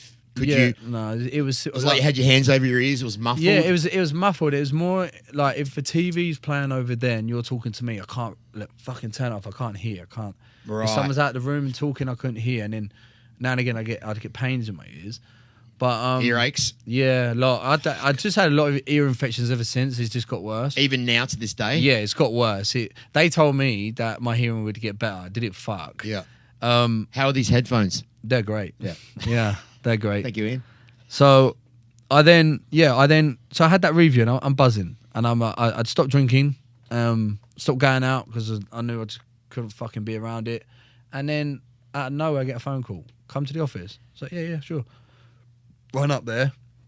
I didn't get on well with this sergeant anyway. He was a fucking arsehole. Tommy Tucker, fucking cokehead. Like, little fucking... Like, if I see him now, I want to bang him. I hate him. Because he fucked me over, do you know what I mean? He's a little fucking wrong. And I turn up and he's sitting there, he's got his arms crossed. I walk in and I see the officer who's before me as well, and they're like, I'm like, what? They said, you got to pack your shit, you're leaving. I said, where the fuck am I going? He says, you're leaving the army. I said, why? It says service no longer required. I said, are you fucking taking the piss? You thought they were joking? Yeah, and he was like, nah, he said, because you obviously been in trouble and now you got arrested. I said, I got arrested in December. It's now fucking March. I said, I haven't even had my interview yet to go in front of the RSM, because then if I fuck up, then I go. And he went, look, it's not down to me, it's just what it is. And at the time, we was going into a global recession. So, right, yeah, 2008, 2009. Yep, that's right. So this is where, like, obviously started to become wiser and start realising after that it needs to start cutting people away. Yeah. And I remember, and then it clicked. They're not fucking joking, and they're trying to get me out the next fucking day. Like as if I've just failed a drug test. Yeah. Which I don't do drugs. Never fucking touch drugs. So, and the only way you literally will fucking get kicked out the next day is if you failed a drugs test. Yeah. So I was like, do you know, fuck you. I said, you fucking stitching me up here, like, to the side. And he was like, look, let's just go back to your room, unpacking it. And I was like, do you know, fuck you, you can't. Like, and I walked out and he was like, start marching. I said, who the fuck are you talking to? I said, I'm not in the army no more. Fuck you. I want to bang you. I went back to my room and started de-kitting. I said, I want a fucking interview with the RSM and the company officer who's in control of everyone. They said, you'll get that tomorrow. And I went, all right. So I went down and saw the Padre and I said to the Padre, I said, look, I'm getting fucked here. You know what Padre is? Is that Like a priest? Yeah, like a priest, Yeah. basically. Someone you go to and can and get advice Mm-hmm. from. And I told him what's happening. And he was like, he said, look, have you not been in front of the RSM? And I was like, no. I said, I've not had a fucking interview. I said, yeah, fair enough, I fucked up in December. I said, it's now March. I said, I have to sign for it, right? And he said, yeah. He said, just explain this to them and it'll be sorted. I said, I've got a meeting tomorrow at 2:00. I said, I've handed all my fucking kit in. I said, I ain't told, like, my missus, and I was having dramas with missus at the time. And I was like, I don't know what to do. Like, for the first time in my life, in a long time, I felt scared. Wow. And I've been to war and I wasn't scared there. No. And now I'm like, fuck, like, what am I going to do? Because your life. Yeah, I've got direct debits coming out of my bank. I've got bills to pay. I've got a kid to feed. I'm a fucking 22-year-old man. Like, as much as I may gob off, I fucking need the army. I need you guys. And at the time, I was just like, all right, I'll wait till tomorrow then. I'm trusting you, Padre. And he's like, yeah, don't worry, someone will be there to represent you. I was like, who? No one's fucking told me who's going to represent me because it's got to be like, you got to have a solicitor or someone to make sure you get a fair fucking trial, Yeah. right? So I'm like, all right. He said, Tommy Tucker will be there. I'm like, my fucking sergeant, the cunt who's fucking, I said, I don't want him there. Yeah. I said, he will fuck me over. I said, I don't trust him. And with that, it was like, look, just be there 2:00. Next day, rock up 2:00. I'm waiting outside the office, CO's fucking room. Where's fucking Tommy Tucker? He didn't turn up.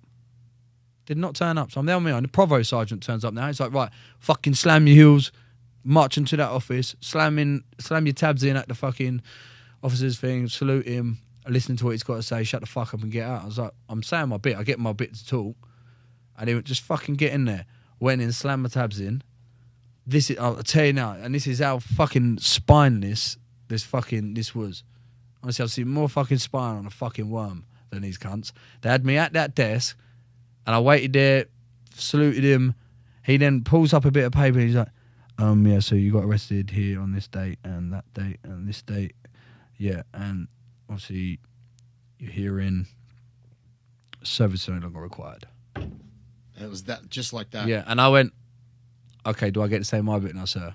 I said, because shut the fuck up, you can't. The provost and just fucking ran me out of the room. I was like, you fucking assholes. I tried to fucking punch the provo, fucking threw my berry at him. I was like, fuck you. And literally, they just fucking escorted me on camp, fully packed up in my car. And then I'm like, I got to tell my nan. Like, that's who I fucking didn't want to tell. Yeah, yeah. So then, and I broke up with my missus at the time. Well, we went for a real shit patch. And normally I'd stay with her, so I didn't know where to stay. So I stayed in my car. So now I'm living in my car, in a fucking car park. Behind Tesco. Behind Tesco's. And I got a job driving lorries, and I was having such a bad time. I was trying to get, like, sort of... A lorry is a truck. Yeah, the Americans don't know what lorries are. Semi. Semi. But yeah, so I was living in the back there, and I was just so like, fuck the world, fuck everyone. Like, what am I doing? And bear in mind, because I'd been training a little bit then, I'd got my first amateur fight, and my coach, Neto, love him to death, my brother, my professor on the mat, brother outside, he was like, why aren't you fucking training? What you think? Because I've given you a fight, I said you can fight for me now. Like, you think you're fucking better, get the fuck training. What he didn't know is that I was in my car and I was having to try and fucking just work things around. So I weren't turning up to training. But he said, you're going to pull out the fight. I was like, when I give my word, I'm going to do it. I'll fucking do it. I'll be there. I'll be at the fight. So I was dealing with that stress from him. I was trying to fucking sort things out of the missus.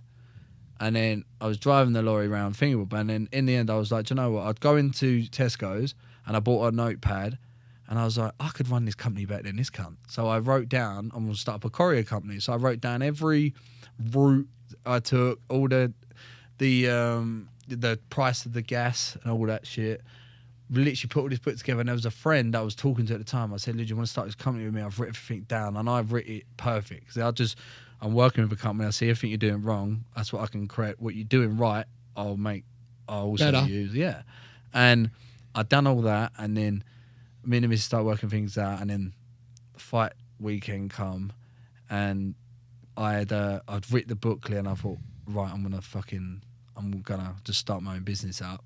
And then this is my first ever fight, right? My cousin, I'm like, you can drive my car, because I was obviously cutting weight the day before, so he said, Dad, a fight. My missus is coming out, so I'm like, I definitely got to win. If I win, I got a bed. Yeah. Right? So I might get a bit naughty as well. Yeah, right? So I was like, fuck yeah. So I'm now driving to the venue, or to the gym to meet my coach. My cousin's driving, and he's only gone fucking had a car crash. Oh, fucking hell. Fucking wrote my side of the car off, like straight to fucking lamppost, buff, all buckled up. My knees fucking jammed in the car. I'm like crunched up in my car. It's a write-off. I'm like, fucking hell, like my knees just like... So you did your knee again? Yeah, my knee is like fucking fully like swollen up. And I'm like, my cousin's like, yeah, I love him. He's probably the best guy I've ever met. And he's like dead upset. He's like, oh, look, I fucked it. You're going to be able to fight. I was like, whoa, I'm fine. I'm fine. You still fought? Yeah, fuck it. I'm not going to not fight. And you won that fight? And I won, yeah. Jeez. But the funny thing is that happened. The police turn up and they start trying to get smart. I was like, listen, bro, I've got a fight to get to. There's my car. There's my insurance details. I'm off. I text the coach and I'm like, I want to be late. I've in a car crash. He was like, oh, you're using the car crash excuse. I'm like, motherfucker, don't judge my word. Yeah. So take a picture of the car and I was like, I'll meet you at the venue. He's like, oh, if you turn up. I turn up late to the venue, come hobbling in. I look him and he's fucking Brazilian gangster, right? So I walk in up to him and he goes, I said, do I look like I'm fucking lying? And he went, so you pulling out the fight then? And I went, nope. He went, I suggest you get your fucking gloves on. I was like, oh shit, we're doing this. Gloves on, straight down, out for the fight, won my fight. Fucking hell. Got my bed, got laid. Talk about getting through adversity. And one thing that I want to talk about that really stood out with me is that I was looking at your Instagram yesterday. Yep. And I saw you cooking English muffins on the fucking stove. It's fucking good. I thought it was this morning. Was that this morning, was it? Yeah. Why were you cooking them on the stove? Because I didn't have a toaster. So you improvise. And how good's that? You got a gas, the flame, and the fucking muffin just sat perfect. So we're paratroopers. We adapt and overcome. Well, you know what? Here at the Marcus Deegan Show, we adapt and overcome, and we like to take care of our guests. So on behalf of myself... You got me a toaster? You fucking up. Have you really? How mad's that? Here you go, mate. Cook your fucking toast on that now, son. Oh, cook your muffins on that. That's fucking quality. Yeah. So we just thought we'd do a little That's gift. funny. Yeah. So, and also we'd like to gift our guests as well. Title Sport Recovery. I don't know if you've tried this cryotherapy CBD spray. It's unbelievable. If you've got... I have a really bad back. I've just literally had 2 days off because I had a bad back. Bro, you will love this. Get that sprayed on your L5 or L4 or whatever it is that's hurting, and this will fucking change your life. And let me know, and I can get you some more if you need it. Also, this podcast wouldn't happen with my amazing affiliates, and this is the part of the show which I call the passing of the proper. Now, there's a mixed martial artist who's probably one of the most well-known guys in the world that also started a little whiskey company. Oh, I think I banged out his teammate. Yeah. Who was his teammate? Dylan Took. Is that right? Yeah, 18 seconds. Bellator. Good night. Well, even if you banged out his teammate, this is the part of the show which I call the passing of the proper. Connor and the boys send me over this whiskey, and I get to give it to my guests because they come on and take the time out of their day. This one's for you, brother. Oh, I'm a whiskey man and all. So. Yeah. Have you tried that? I have, yeah. What do you think? Yeah, it's nice. Yeah. I mean, props to him, man. Yeah, man. Yep. So enjoy that. Enjoy the toaster. Oh, that's so funny. That's so funny. That. Yeah. Well, it was. I got out of bed early this morning to go and get that because I said to my lovely partner over there, I was like, man, this guy's cooking muffins like you Mexicans cook tortillas. They cook them the same way. It's fucking improvising, isn't it? You got to. Yeah.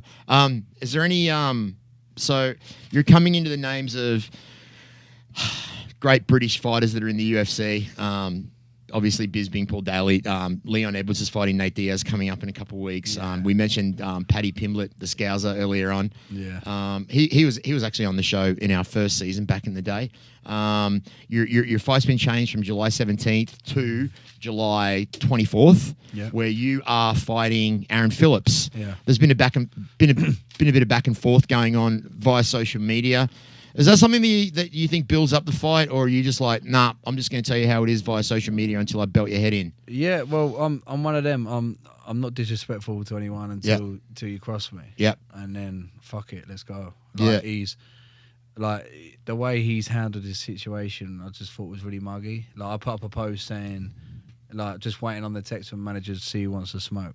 Yep. Just, like, that's not. And he lipped off on that? Yeah, he was like, apparently, like, he wrote on my status, and then he put up a picture copying me, going, "Oh, I want to smoke, but I haven't heard nothing." It's like as if I'm scared. I'm like, bruv, I'm scared. Like, I'm gonna get given your name, and all of a sudden, I go, "Fuck, don't give me that killer." Like, guys, you're not a killer, bruv. Yeah, you're not. Like, look at the way you fight. You go on the back foot and you fucking tap out. You don't even fight the hands. Like you tap the chokes. Like, what the fuck? I mean, the bantamweight's got a pretty stacked card with a bunch of fighters. I mean, did you watch your mate Cody Garbrandt last week? Unfortunately, he had a little bit. I mean, I like Cody, and I felt bad for him. I thought he did well. I think that, like, going off that fight, I think he can only grow from it. Yeah, I think he, like, if I was him, like, no matter what, he got knocked out 3 on the bounce, didn't he? Bad knockout. So bad. The question of doubt in every man's head: can you recover? Can I take a dig? Yeah, and rightfully so. He took some hell of a digs, and I think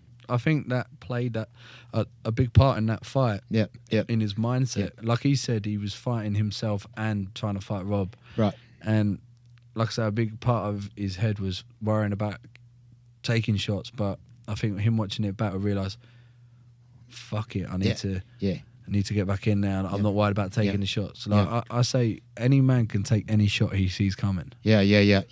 So let me throw a couple of names out to you. Aljamain Sterling. Do you know what? Like, in regards to that fight, I wrote on the UFC post about it, and obviously you get some fan base love it, some fan base don't. Yep. This was exactly like my view on his acting. So that you thought it was acting as well? 100%. It was 100%. 100%. He acted some part in that.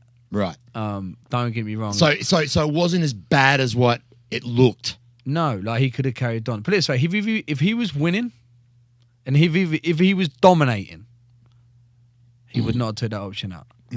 I think honestly, and I think this is what people don't understand. Non-fighters don't understand, and people that don't really get it at this level is, let's work out how much money he would have lost if he had carried on and lost that fight. Right. He wouldn't have got his win bonus. Yeah. So that's, I don't know how much he's on. Let's just say an extra 100K. Right. He wouldn't have got the strap and the glory. Right? He wouldn't have got the strap. I don't think it's so much about the strap. Yeah. And honestly, I don't believe AJ done that to put the strap on his shoulder. AJ, like, he did it because he thought he was losing. Yeah. No, he did it for the money. Right. Like him, like he got his win purse. He also now has to defend his belt. When you defend the belt, you get an extra 40K. Yeah. Like if he had lost that fight, he knows it's a long way back to a title shot. Yep. You got fucking killers lurking in the hallways, waiting for him. Yeah, it's a long way back. Yeah. Like, so rightfully, and let's not forget, Peter, you fucking know the rules, bro. Yeah. Like, we have to disqualify. Like, he has to be disqualified. I was speaking to Heather actually about this, and I think it's for about life. Second. Disqualified for good? No, not for good. But we need to take away the pressure from the fighter. Right. Like, what should have happened? The referee should have turned around and said, "Fuck this, DQ'd. See you later." Yeah. I don't care, Sterling, if you can carry on. Yeah. That is a deliberate foul to a down opponent. Yeah. It could have been a lot worse. Right. That's when the ref should have said, no, that is a DQ. There you done. Yep. Well done, Sterling. You've won. Okay. But putting the pressure on the gun, did you want to carry on? Yeah. So what happens is you have fighters that go down the line who are generally fucking hurt. I think, who was it? Smith. Against John Jones. Yep. Anthony Smith. Took an illegal blow. Yep. Was fucking hurt. Yep. But kept going. But carried on and lost. Yep. Now, it was an illegal blow. The referee should have said no. That's an illegal blow. Yeah. Like, intentional or not, there needs to just be. It can't be grey. It needs to just be down to the referee. If you do an illegal blow to a point where it could have affected Sterling, that could have really hurt him. Yeah, I don't know. Only Sterling really knows. We're gonna all have our opinions, but only Sterling knows. But let's say it really did hurt him. He's still gonna get a ref for it. Yeah. Oh, you're pussy. You're pussy. Yep. But it shouldn't be a pressure on the fighter. The referee should turn around and be like, listen, that's a fucking deliberate DQ. You're DQ'd. You fucking cheater. Yep. You shouldn't do that. You know the rules. You fucked up. Well done. It shouldn't be, do you think you should carry on? Because there's money at stake. Yeah. It's livelihoods. There's so much. And I do believe, like, looking at it, come on, mate. Like, Yeah. it is a bit bad. And then how he's then come out after. And then with the belt. And now he's being cocky about it. It's like, that's him all over. But I don't think he's in the wrong. Yeah. I think who's in the wrong is the ref. The referees need a bit more bollocks or have more authority to say, no, that's it. I'm not asking, why do we have managers? Yep. Because I would fight anyone. My debut, I thought fucking guy who was a champ who was 9-2 on my debut. Why? Had no manager. Offer me a fight. You think I'm going to look like a pussy and say no? No, because I generally want to fight. Yeah. I have a manager to say, no. I'm not going to tell you about this because this crazy cunt will say yes to everyone. Yeah. And I would. Yeah. So you have a manager to filter it. The referee should be that. So would you get in with Jake Paul or Logan Paul? 100%. So that's coming up this Sunday. I don't care what anyone says. I'm looking forward to it. I'm not worried about. I won't watch that shit. But if I see Jake, I would slap him. And I think DC kind of fucked up by having. By not slapping him. Yeah, like what the fuck is that? Like I actually said the other day, I went down to Houston to watch the fights, and I said I put on my Instagram story, if I see Jake Paul, should I slap him? And I was like, yeah. I was like, fuck yeah. And I would 100%. If I see him, I'd be like, hey, come here. How about you know me? And he'd be like, no, who the fuck are you? And you just like, go, whack. bang. I go, now you're going to know right me. in the fucking ear, old man. Yeah. And I say, I'll fight you. Yeah. Because for one, it's only going to fucking build up my name. Mm-hmm. I'm going to be fucking worshipped by the MMA community for fucking finally slapping the prick. Yeah. And all the boxers, any combat person who has actually done the rounds properly, trained and fought, and earned their right, fought in the nightclubs and fought on, warmed up in fucking toilets and shit like that, and exactly. Do you know what right? I mean? All of that shit. All of them. I'm doing it for all of them. And if I do see him, I will fucking slap him. See, the good thing about this podcast is that like I go I have a direction where I want to go, and it fucking never goes that direction, which is what I love about this.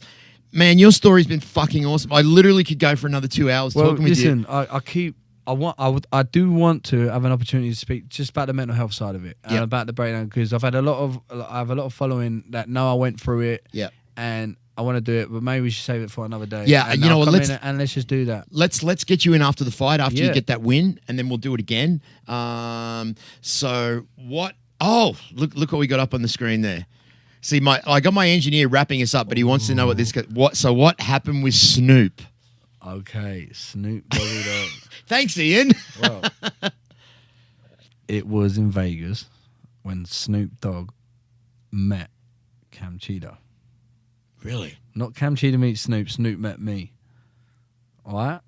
So I was cornering my friend Joby Sanchez for the Contender Series, and Snoop was doing the rounds on that. And we got done. He won the contract. It was his second fight in the Contender Series. So he done that, and then we went backstage, and Snoop invited us into his little fucking cabin to have a little smoke, because they all smoked. And you don't smoke weed, right? No, at the time I'd never smoked weed. So when you smoke weed without smoking weed for the first time, anyone that doesn't know, it puts you into the next stratosphere, right? Yeah, it was fucking crazy. So I went in there, and you would have been sucking on that joint hard, trying to impress Snoop. I've got it on my Instagram. You should see the video. It's fucking funny. So I'm there. Okay, uploading this video in 3, 2, 1. Bang. Come on, bro. No, we'll get it. It's gonna be up there. It'll be up there. Don't worry. Yeah, works right. So I go in, and then he's like, "Hey, my little nephew." I'm better in mind, Snoop's fucking tall. Yeah, he's like 6'3", right? Yeah, he's like a paperclip, but he's fucking tall. So I was like, right, and he's like, where are you from, my little nephew? I was like, oh, from England, London, near, but I say London because People don't know where anywhere else yeah, is. we're fucking right there. And he's like, you want some of this? And I went, I've never smoked really. I went, fuck it, give it here. So I take it and I'm like, and that's when I think he asked me at that time, where you from? I was like, London. Like, and then I'd like choke, he fucking hit me, and then I was like, oh my god, I look like a bitch. I need to. You were coughing. So I just grabbed it again. I'm like, I go again. I'm like, woo, fuck. So it's like ripped my chest, and then he was like, what are you doing tonight? I said, we're fucking celebrating. My boy's winning. He was like, oh, I'm performing at Dre's nightclub, and I was like, what are you saying? I'm fucking partying with you or what? And he was like, yeah, take my number. I was like, damn. So you got Snoop Dogg's phone number? Yeah, That's badass. So I got his number, and then we went and got changed that, and then my friend, his girlfriend, and Cowboy, you know, Cowboy's phone obviously, he was there as well, and I'm good friends with Cowboy. That's what I live with in basically Albuquerque. So I'm like, oh, fucking Snoop's hit us up, Cowboy. We've got to go down there. So we go down to the club, and everyone's queuing obviously to go in and see him, and I'm to the doorman, hey, bruv, yeah, Snoop's invited me down. And he's like, yeah, bruv, the queue's over there. And I'm like, no, you don't get it, bruv. I'm his fucking pal. I'm his guest, mate. And he's like, yeah, sure, okay, mate. bruv. I was like, oh, for fuck's sake.